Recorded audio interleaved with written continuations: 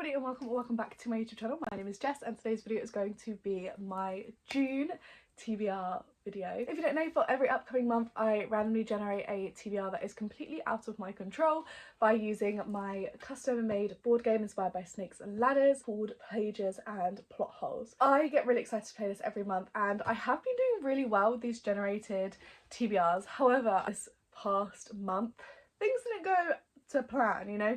Normally I like it because it reduces the size of my TBR and I just focus on the 6 books that have been generated. However, this month, in the month of May, I have hardly read any of the 6 books generated. These are all books that I have generated but did not read in the past month. So I did have a bit of a fail, but I did read a good amount of books. I'm back next week on Sunday to find out what I actually managed to read in the month of May. Let's jump right on into this video and our first roll. We ended last month on Luke's pick, so we start on Luke's pick for the month of June's TBR.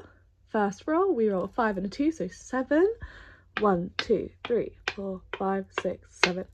Free choice. Okay, the first roll that we got, as you guys saw, is free pick. For this free pick, I don't really know what I want to use. There's a couple of rereads, like I said, that I would really like to do this month.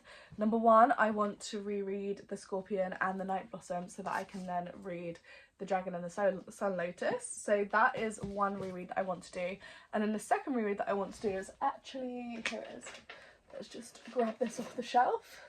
Is I really want to reread When the Moon Hatched by Sarah A. Parker so that I can then read The Ballad of Fallen Dragons. I'm going to use it to put When the Moon Hatched by Sarah A. Parker onto my actual TBR for the month. I have already started a reread of this because you can get it on Kindle Unlimited, so I've already started a little bit. I'm literally only 10 pages in though. But I know, again, I have the audiobook saved of this and downloaded because I purchased it, so I probably will use this on my commute to work as well to really read the story, so I can use physical, Kindle and or audio to reread. So I think that's what I'm going to go ahead and do with this, but this is going to be the first book on my June TBR. Roll number 2. 5 and 3, 8. 1, 2, 3, 4, 5, 6, 7, 8. Another 3 choice. Oh my goodness. Roll number 2 landed us another free pick. I do this so that I don't have to have free reign of my TBR because I find it a little bit overwhelming at times, but genuinely this is the best case scenario ever. Okay, free pick. I could put The Ballad of Fallen Dragons on as well. That could actually be a really clever decision because then I can just read both of them. I know they're both my TBR, but then what about these ones? I think I'm going to put The Ballad of Fallen Dragons on by Sarah A. Parker as well. Like I said, it's a new release that I'm very excited about, and I know I'm going to be rereading the first book this month, and the reason why I'm rereading the first book is so that I can then go into the second book, so I think it's probably the best decision. Also, I'm currently very excited to read this, and I found that if I kind of go with my mood, it normally helps, and I've been excited to read this for the last couple of weeks, so I feel like I'm still going to have that feeling as well. I also don't want to be left behind, guys. I don't want to be left behind with the series. I'm really excited to read it. I know that I will most likely have to reread it again when the next book comes out, but I kind of love that about this series. The first book really surprised me. It was a lot slower than I thought. So yes, I'm going to put The Ballad of Fallen Dragons on as well. If you don't know what this story is about, I'm actually going to read the blurb or the synopsis of the first book, When the Moon Hatched, because I don't want to give any spoilers because I remember so much about this book, but I just want to catch up on the small details, you know, the things that you missed the first time round. So I'm going to read you the synopsis. As an assassin for the rebellion, Rave's job is to complete orders and never get caught. When a rival bounty hunter shatters her world, Rave finds herself captured by the Guild of Nobles, a group of powerful fae. Crushed by the loss of his great love, dragon rider Khan Vega took the head of a king and donned his melted crown.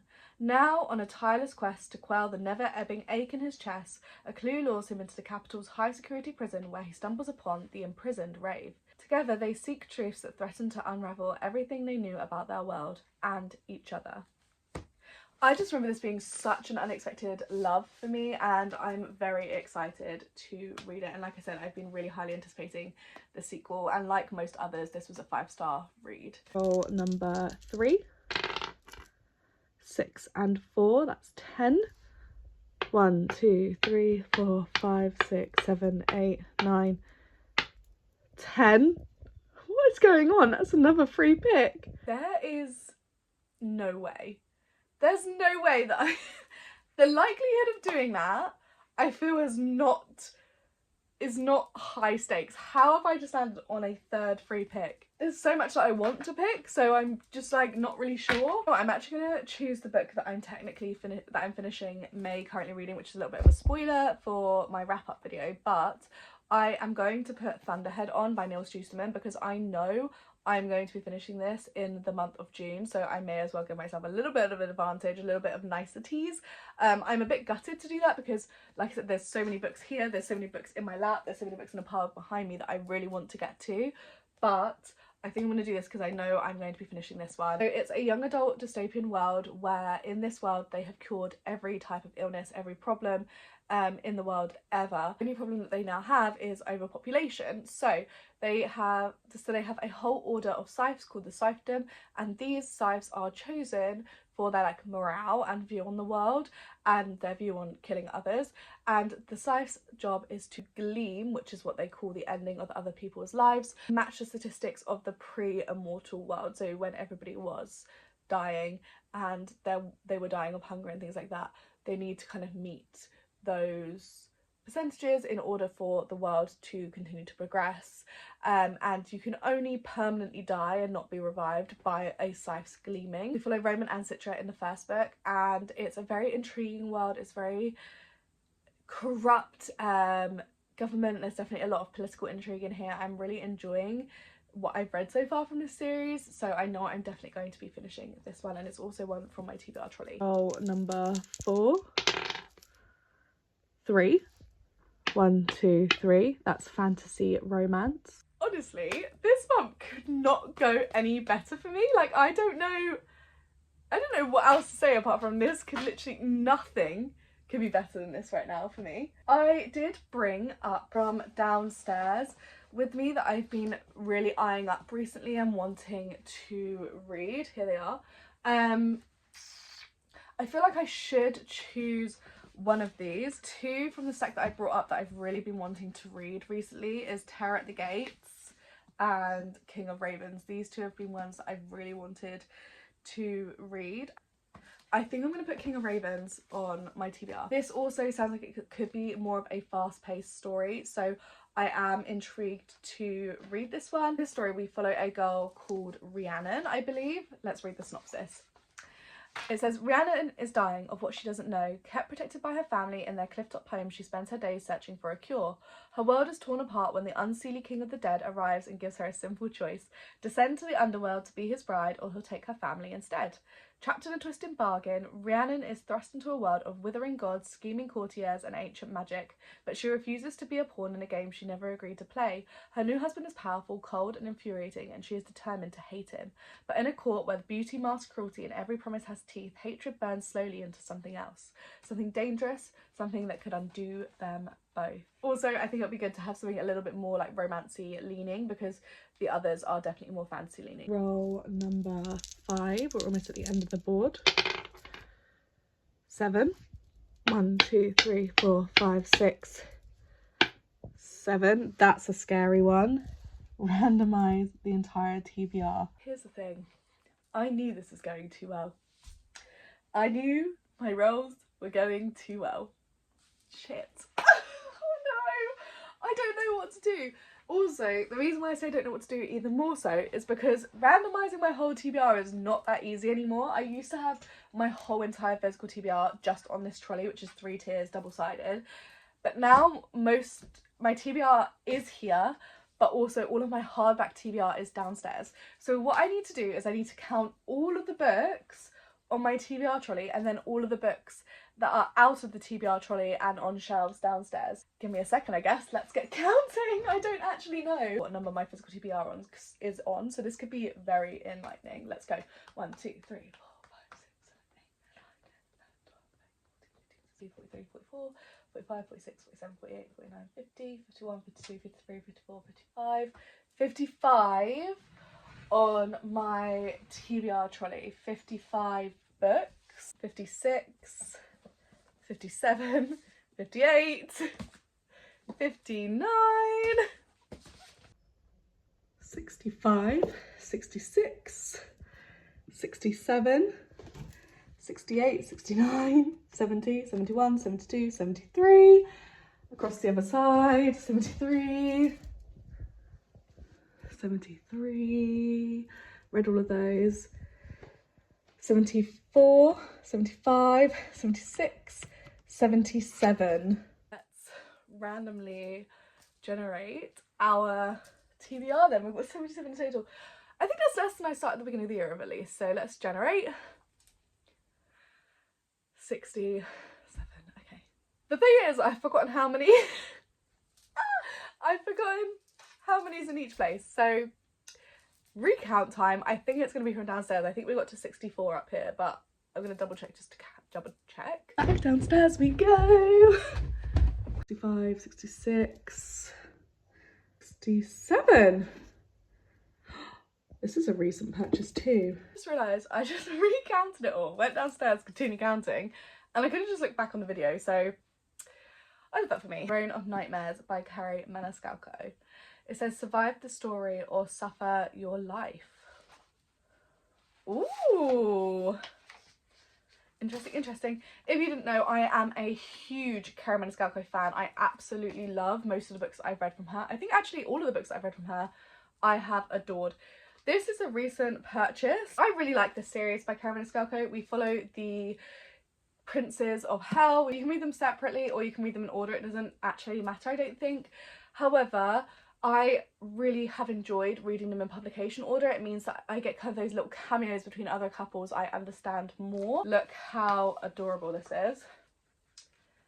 This story is going to follow House Sloth, so Prince Sloth of the Seven Circles of Hell. I'm actually so happy that this is on my TV. I also mentioned my nails really well. I'm really happy that this has come up on my TBR. These are fantasy romance stories between the Princes of Hell and other people in the world. So let's find out what this one is about. The synopsis is actually rather long, so let's have a little read.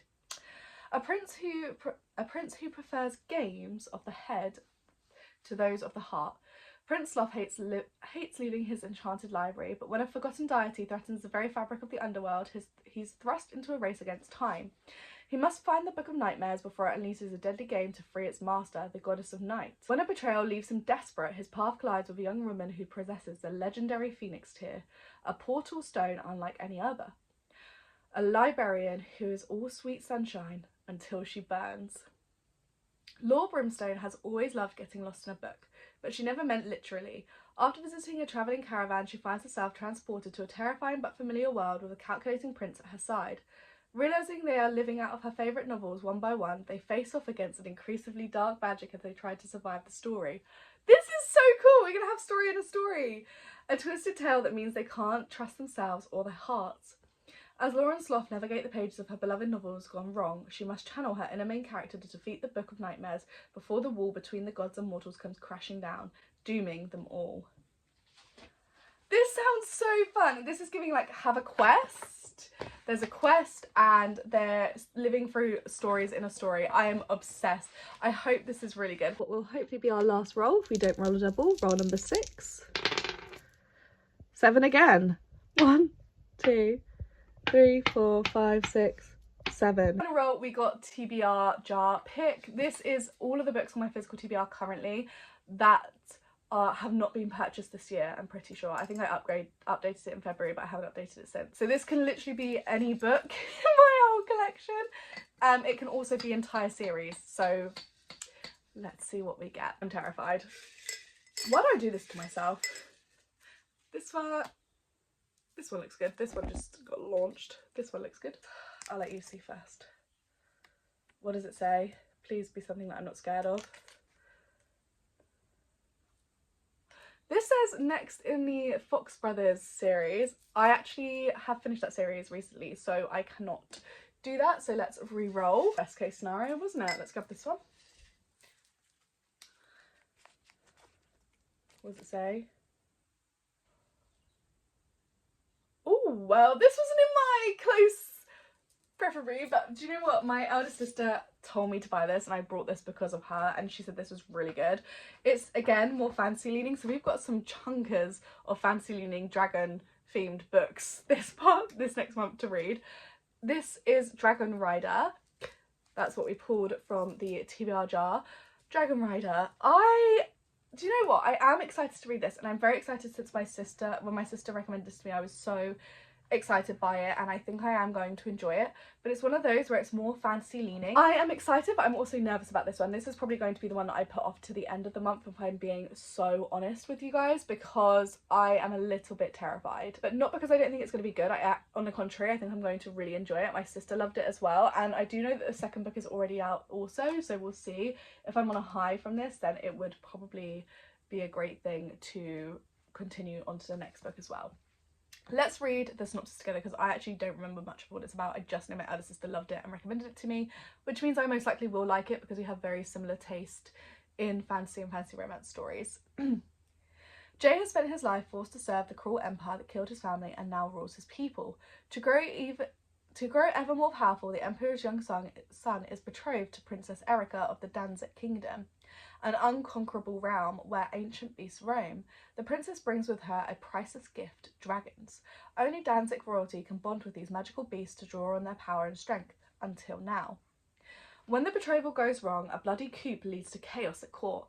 Finally, Jay has a chance to escape. He flees with a fierce Danzig warrior, Frida, but not before stealing a dragon egg.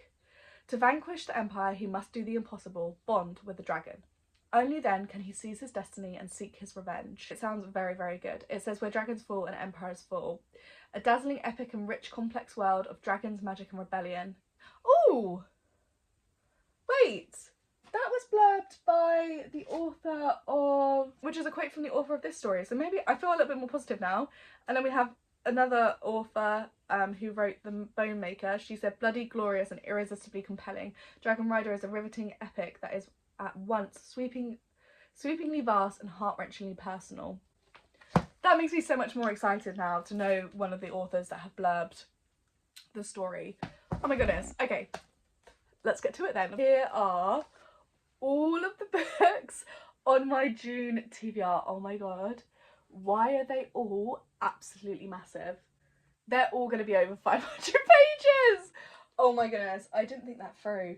I've literally had my pick the whole time though, like for half of the prompts I've had my pick, so I have chosen to give myself all big books. These are all the books on my June TBR. I'm excited, you know, but I'm also kind of nervous. What if I don't feel like reading fantasy? Then we are really screwed and we're not going to touch this stack. And that is everything for today's TBR video. I really hope you guys enjoyed. If you did, please like and subscribe to the channel if you're new around here. I'd like to see more videos from me, and I'll catch you guys all in my next one. Bye!